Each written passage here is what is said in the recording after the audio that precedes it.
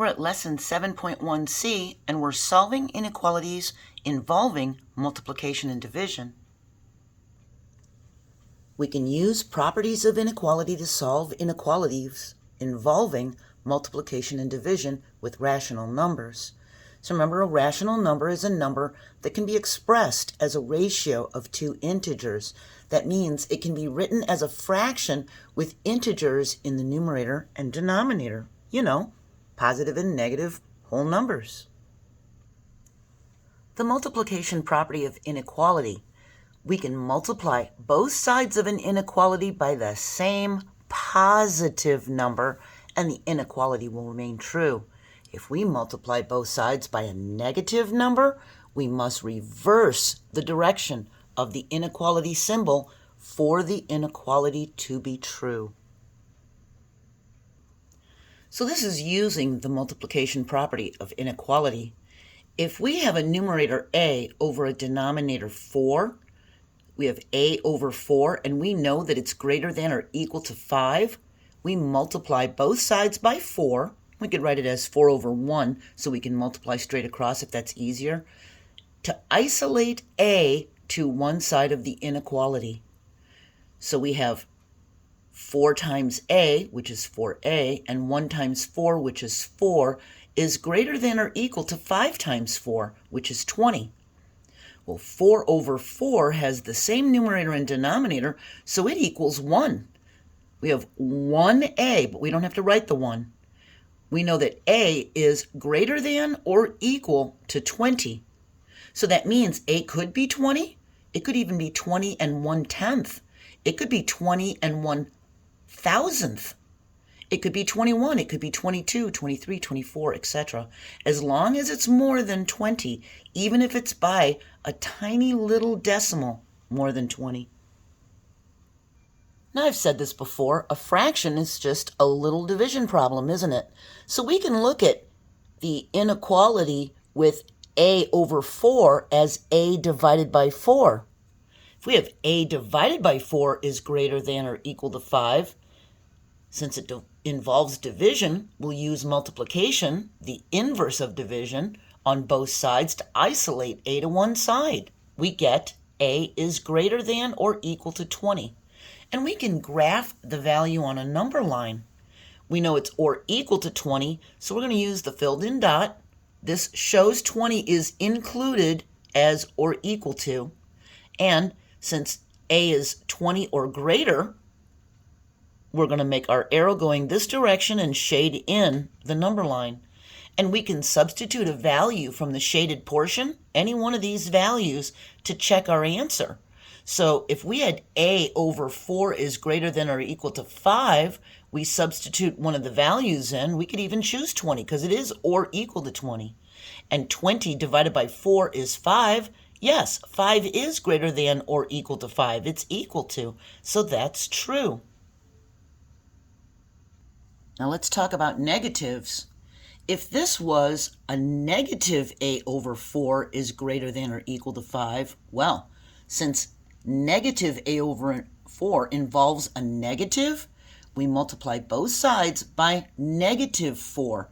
So when we multiply both sides of the inequality, this negative is going to go with the 4. So we have a negative 4 over a 1, or negative 4. And we get negative times a negative is a positive, so we have a positive 4a, and negative 1 times negative 4 is a positive 4. So we still end up with 1a with the same numerator and denominator, but now we have to reverse this inequality symbol because we are multiplying by a negative. We need to do this in order to make sure that the inequality stays true. So we reverse the symbol, and we say that a is less than or equal to negative 20, because that's equal to negative 20. So this line down here for or equal to includes negative 20. So our graph is going to have a filled in dot for negative 20 or less.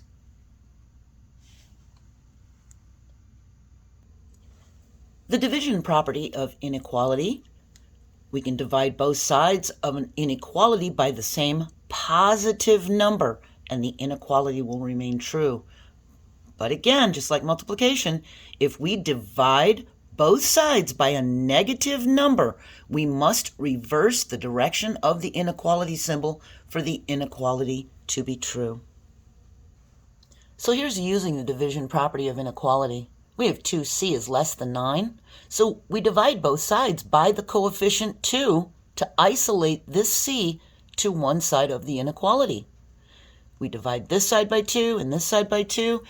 We have 2 over 2, and they have the same numerator and denominator, so it's equal to 1. We have 1c, and when we do 9 divided by 2, we get 4.5. We could even say 4.5 or 4 and 5/10, couldn't we? We know c is less than 4.5. We can graph and check it. Here's 4.5. It's in between 4 and 5 on our number line. So 4.5, we need to be less than 4.5. So we're going to go towards the left for less, and c can be any one of these values.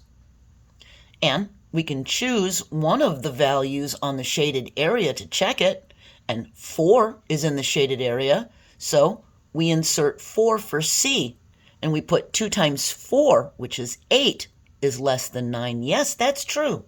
So we know we did it correctly, and you notice that we have an open circle here because 4.5 is not included in the answer. It has to be less than 4.5, so the answer can't be 4.5. In the previous video, 7.1b, we discussed ways to remember whether to use an open circle or a closed circle, and I told you that you can think of this open circle as the O in not, so that's telling you that number is not included as a solution.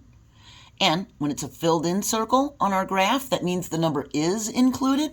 You can think of this filled-in circle as, when we fill in a circle on an answer sheet for a test, when it is the answer, we always fill in that circle on a test when it is the answer, right?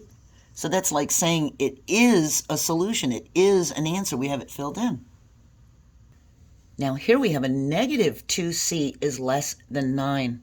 Now, since negative 2c involves dividing by a negative, we divide both sides by negative 2, and we reverse the inequality symbol for the inequality to remain true. Because we're dividing by negatives here, we have to reverse this symbol. And we have a negative divided by a negative, that's going to make a positive. And we have the same numerator and denominator, so that's going to make a positive 1, isn't it? But we don't have to write 1c, we can just write c, can't we? On this side, we have a positive 9 divided by a negative 2. That's going to give us a negative quotient. They have different signs. And that'll give us a negative 4.5. We have our symbol reversed. We have c is greater than negative 4.5. And we can graph and check this. Negative 4.5 is going to be in between negative 4 and negative 5. But because c is greater than negative 4.5, we use the open circle because it doesn't include negative 4.5. It does include negative 3 or negative 2, negative 4, negative 1, 0, 1. So we could choose any one of these to check to see if we did it correctly. I chose negative 3, and I put it back into the original inequality. So I have negative 2 times negative 3 is less than negative 4.5, but I need to switch the direction of the sign. And we have a negative times a negative, which makes a positive 6, is greater than negative 4.5. And that's true. 6 is greater than negative 4.5.